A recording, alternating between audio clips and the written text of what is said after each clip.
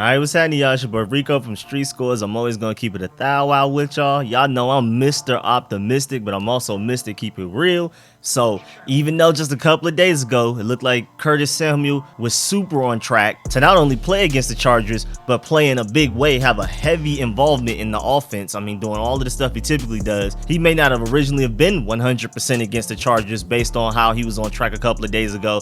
And then now I'm gonna look crazy. In my preview video breaking down the matchup versus the Chargers, I did a whole injury update talking about Curtis Samuel. So now I'm gonna look all crazy over there. But now he had a setback earlier today in practice. They had the day off yesterday, I believe. They returned to practice today, and I'm gonna show y'all the clips and everything so you can take a look at it yourself to make your own judgment. But before we do, make sure you subscribe to the channel, hit the bell next to the subscription button so you get a notification immediately and every time I release an informative and opinionated video just like this one. As far as the fantasy leagues, I think I'm just gonna have to start up some live streams to get people filled in because I want to at least get a few done. I don't want to just only do the Friday one. I would like to do a channel members one, and then maybe like one or two, we'll play it by ear, but I would like to get other people involved that aren't channel members as well. So just stay tuned for that. Make sure you just ready for whenever I just randomly live stream out of nowhere. And of course, man, check out the rest of the channel. So much content coming. I have rookie film sessions on the way as well before this Chargers game comes up. But without further ado, let's get it.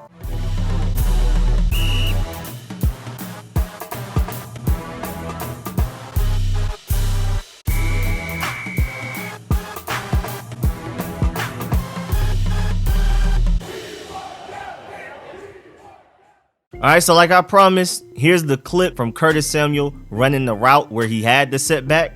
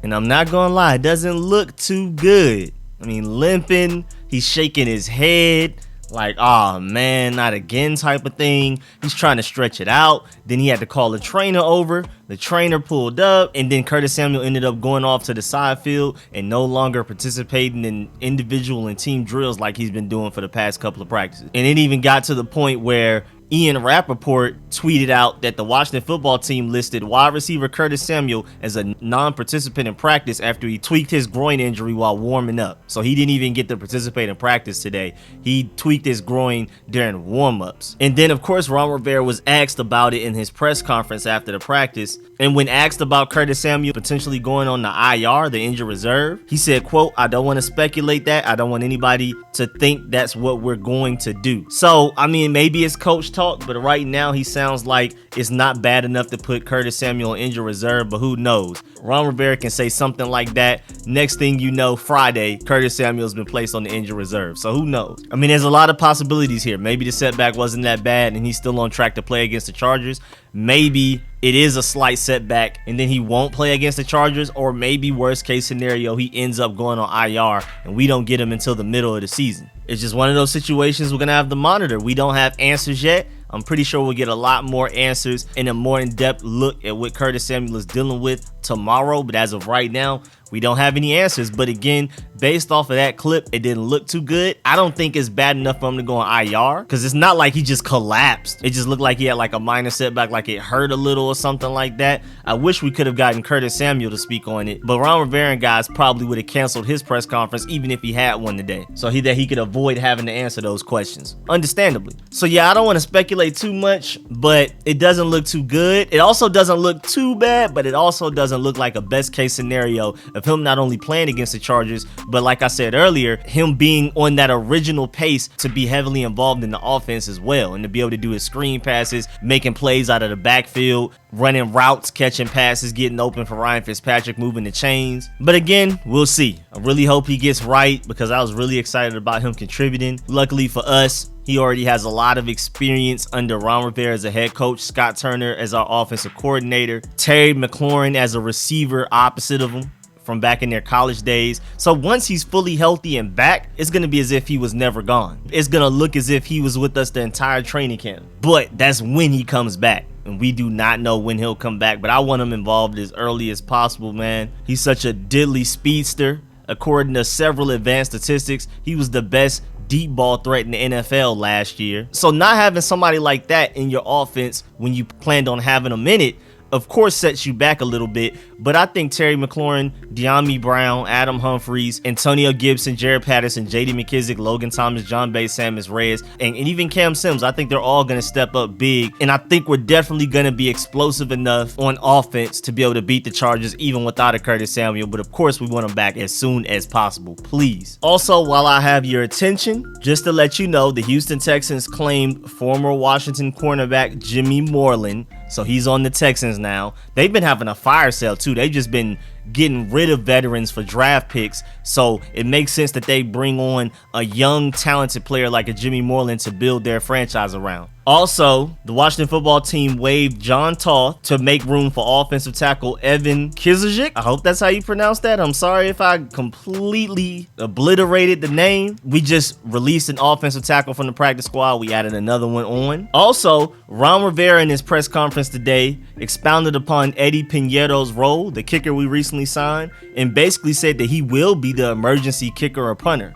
Like, he's going to travel with the team to games and everything. So just in case if Dustin Hopkins is bad, or if he's hurt, or some type of COVID-19 situation, we have Eddy Pineiro ready. He's on the practice squad, but you know there's a couple of guys that are on the practice squad that you can upgrade to the active roster whenever you need them for game days, and Eddy Pineiro is one of those guys. Again, he will travel with the team to games just in case. And then lastly, game day policies are still the same as I previously reported for FedEx Field. Again, every team, every state, every city is going to have their different policies. But for the Washington football team, face coverings are recommended but not required for those who are not vaccinated. And then in fully closed spaces, like if you go into like a team store or something, you will have to wear a face mask, even if you're vaccinated. But just overall general stadium policy, like tailgating, being in your seat watching the game, and just the general outside areas where you get food and concession stands and things like that, even if you're not vaccinated, you're not required to wear a mask, but it is highly recommended. But when you go in an enclosed space, even if you're vaccinated, you need to wear a mask. But yeah, man, that's the end of this video. Please get in the comment section, let me know how you feel about everything discussed in this video, especially Curtis Samuel's situation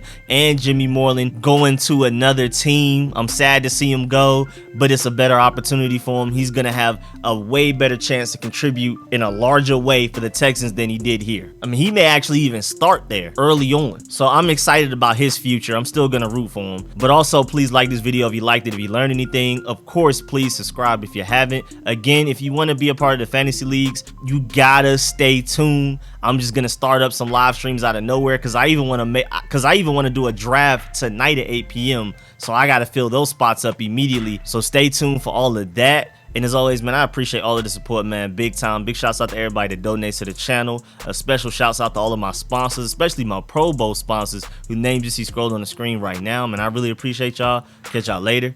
I'm out.